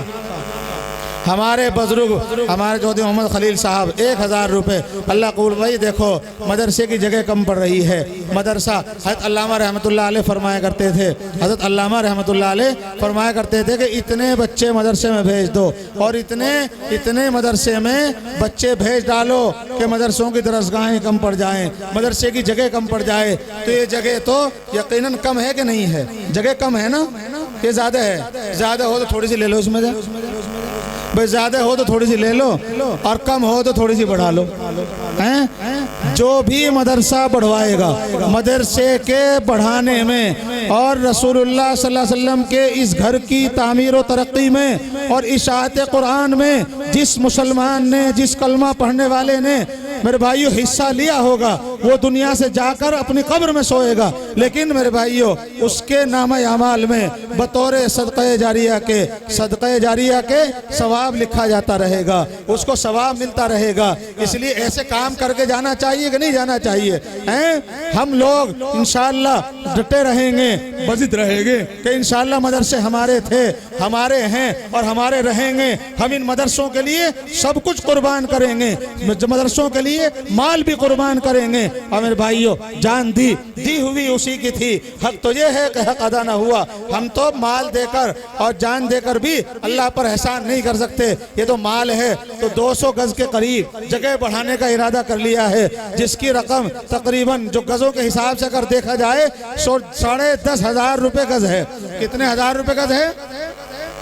10,500۔ یہ 10,000 روپے گز آپ حضرات نہیں بڑھائے۔ اگر آپ حضرات سے 1,000 روپے گز کر دیں تو 1,000 روپے گز کے پیسے دے دیں۔ 10,000 روپے کرو گے تو 10,000 روپے گز کے پیسے بھی آپ کو دینے پڑیں گے۔ 1,000 کے بھی آپ ہی دیں گے اور 10,000 کے بھی آپ ہی دیں گے۔ اور اگر 20,000 روپے گز بھی جگہ ہو جائے گی اور ہمیں ضرورت پڑے گی قرآن کے لیے، اللہ کے کلام کے لیے کسی جگہ کی اور کسی گز کی، کسی گھر کی، تو انشاءاللہ اس کو بھی دیں گے۔ دیں گے کہ نہیں دیں گے؟ کون کون تیار ہیں؟ سب تیار رہو انشاءاللہ۔ دین کے لیے جان دی ہوئی اسی کی تھی، حق تو یہ ہے کہ حق ادا نہ ہوا۔ ہم جان دے کر بھی اللہ پر احسان نہیں کر سکتے ہیں۔ مال کس نے دیا ہے؟ مال کس نے دیا ہے؟ ماں باپ نے۔ کس نے دیا ہے مال؟ اللہ نے دیا نا۔ ماں باپ کے توسط سے آیا ضرور ہے، اسباب کے درجے میں ذریعہ ضرور بنے ہیں ماں باپ ہیں، کوشش ضرور کی ہے ماں باپ نے، کوشش ضرور کی ہے بھائیوں نے، کوشش ضرور کی ہے متعلقین نے، کوشش ضرور کی ہے ساتھیوں نے، لیکن دیا کس نے ہے؟ اللہ ہی نے دیا ہے۔ اللہ کی توفیق کے بغیر تو کچھ بھی ممکن نہیں ہے۔ ایک سجدہ بھی اللہ کی توفیق کے بغیر آدمی نہیں کر سکتا ہے۔ 1 روپیہ بھی اللہ کے راستے میں اللہ کی توفیق کے بغیر نہیں دے سکتا۔ میں درخواست کر رہا ہوں، دیکھو اس مجمع میں کون ہے جو ایک گز کے پیسے 10,500 روپئے مدرسے میں دے گا؟ ہے کوئی جو مدرسے کی خدمت کرے گا، مدرسے کا تعاون کرے؟ انشاءاللہ یہ گز بھی مکمل ہوں گے اور یہ رقم بھی مکمل ہوگی اور انشاءاللہ ہم ہی دیں گے۔ اگر کمزوری رہے گی تو پھر دیں گے، پھر کمزوری رہے گی تو پھر دیں گے، لیکن دے گا کون؟ انشاءاللہ اللہ نے ہمیں پیدا کیا ہے، اللہ نے ہمیں بیداری دی ہے۔